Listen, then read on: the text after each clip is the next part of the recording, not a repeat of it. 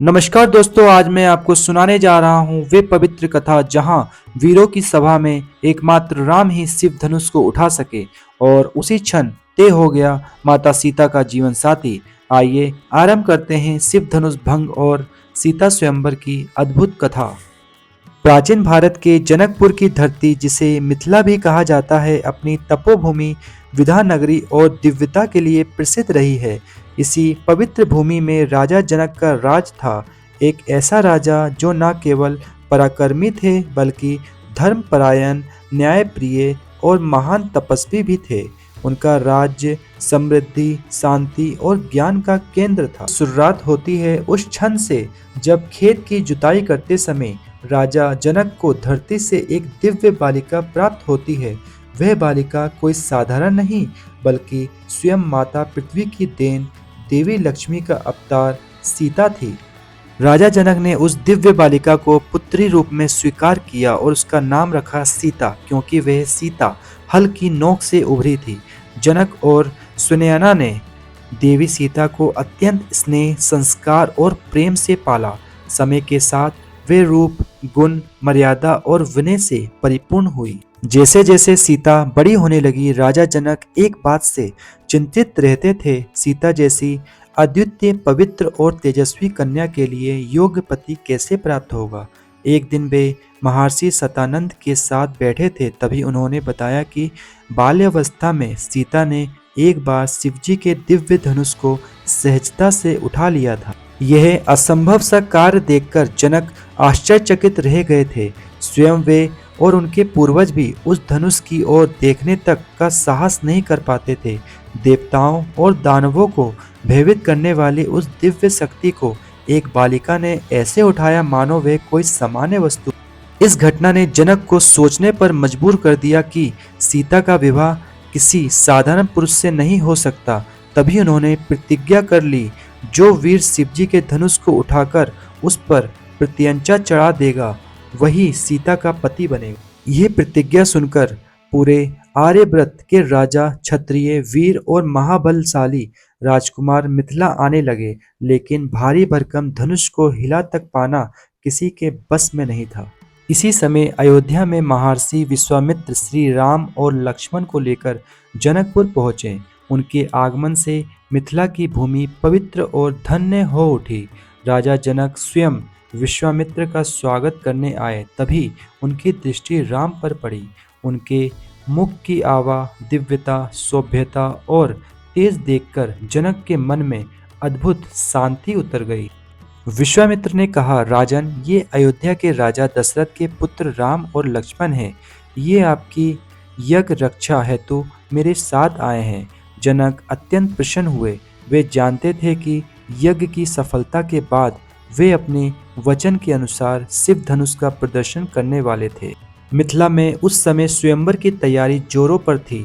चारों ओर जय जयकार, संगीत, नृत्य, पुष्पों की वर्षा और सौंदर्य का समंदर था। देश देशांतर से वीर आए थे। कोई अपनी ताकत दिखा रहा था, कोई तलवार चलाने में दक्ष था, कोई रथ के वेग का धनी था, किंतु सबका लक्ष्य एक ही था, दिव्य रूपवती तेजस्विनी सीता को पाने का सौभाग्य। परंतु शिव धनुष उठा पाना किसी के लिए आसान नहीं था।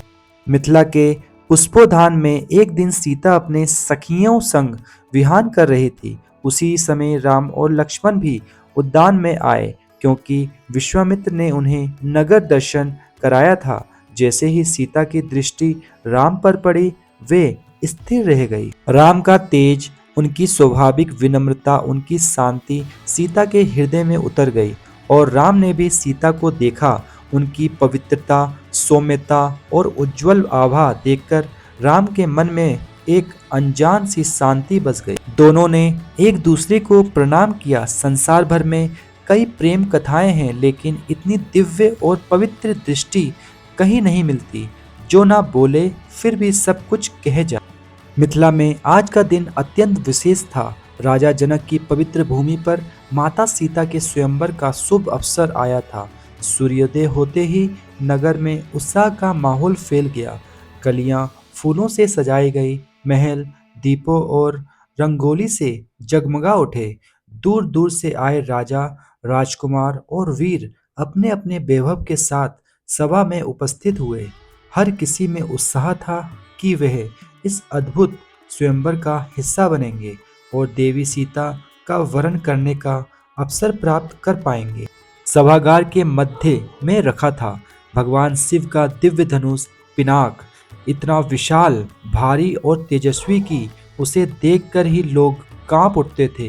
राजा जनक मंच पर आए और उच्च स्वर में घोषणा की, जो भी वीर इस शिव धनुष को उठाकर उस पर प्रत्यंचा चढ़ा देगा, वही मेरी पुत्री सीता का पति कहलाएगा। घोषणा होते ही एक एक कर अनेक राजकुमार आगे आए। किसी ने धनुष को छूते ही हार मान ली, किसी ने हिलाने का प्रयास किया पर धनुष टस से मस न हुआ। सभा में निराशा फैलने लगी। राजा जनक भी व्याकुल होकर बोले, क्या आज मिथिला में एक भी ऐसा वीर नहीं जो मेरी पुत्री के योग्य हो? उसी क्षण सभा में बैठे राम और लक्ष्मण पर सबकी निगाहें गई। ऋषि विश्वामित्र मुस्कुराए और उन्हें राम से कहा, राम आगे बढ़ो। सभागार में सन्नाटा छा गया। राम शांत मन से उठे, धनुष के पास पहुंचे और पहले उसे प्रणाम किया। उनकी विनम्रता देखकर उपस्थित लोगों का मन आश्चर्य से भर गया। राम ने सहजता से धनुष को उठाया और जैसे ही प्रत्यंचा चढ़ाने लगे, एक दिव्य धमाका हुआ। धनुष दो भागों में टूट गया। उस क्षण पूरा सभागार जयकारों से गूंज उठा और यह दिन इतिहास में अमर हो गया। धनुष भंग का वे क्षण केवल पराक्रम का नहीं बल्कि दिव्यता का प्रमाण था कि राम कोई साधारण मानव नहीं बल्कि स्वयं प्रभु नारायण है। धनुष भंग की दिव्य गर्जन अभी शांत भी नहीं हुई थी कि पूरा सभागार जय जयकार से गूंज उठा। श्री राम के अद्भुत पराक्रम ने सभी राजाओं और महान योद्धाओं को स्तब्ध कर दिया। राजा जनक की आंखों में खुशी के आंसू भर आए। उन्होंने समझ लिया कि उनकी प्रतिज्ञा केवल एक महान वीर ही नहीं बल्कि स्वयं भगवान ने पूरी करवाई है। इसी पवित्र क्षण में महर्षि विश्वामित्र ने राजा जनक को संकेत किया। राजा ने प्रसन्न होकर घोषणा की, जिस वीर ने शिव धनुष को भंग किया है वही मेरी पुत्री सीता के योग्य पति है। सभा में मंदिर जैसी शांति छा गई, क्योंकि सब जानते थे अब होने जा रहा है एक दिव्य मिलन। रानी सुनयना ने सीता को बुलाया। सीता शालीनता से आगे बढ़ी। उनके कदम धीमे और हृदय तेज धड़कता हुआ। वे स्वर्ण अलंकारों से सजी थी, पर उनके चेहरे की पवित्र आभा सभी आभूषणों से अधिक चमक रही थी। सीता ने राम के समीप पहुंचकर पहले उन्हें प्रणाम किया। राम ने भी विनम्रता से नमस्कार किया। दोनों की नजरें मिली।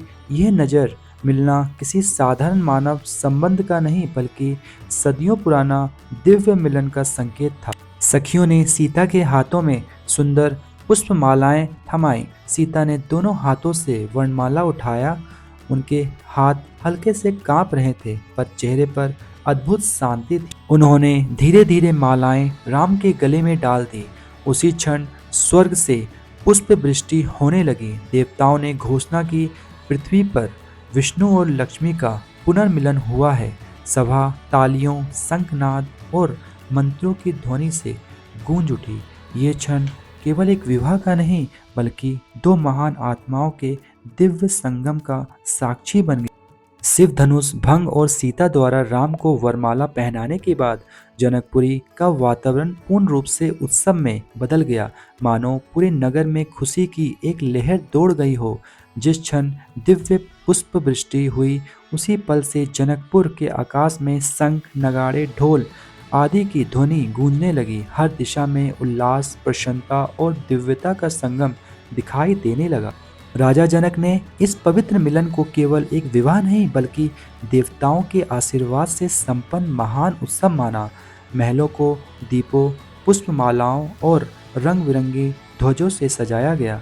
गलियां चमक उठी, मानो स्वयं स्वर्ग धरती पर उतर आया हो।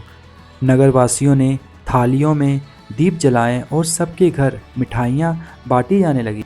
जनक ने अयोध्या के महाराज दशरथ और संपूर्ण राज परिवार को निमंत्रण भेजा।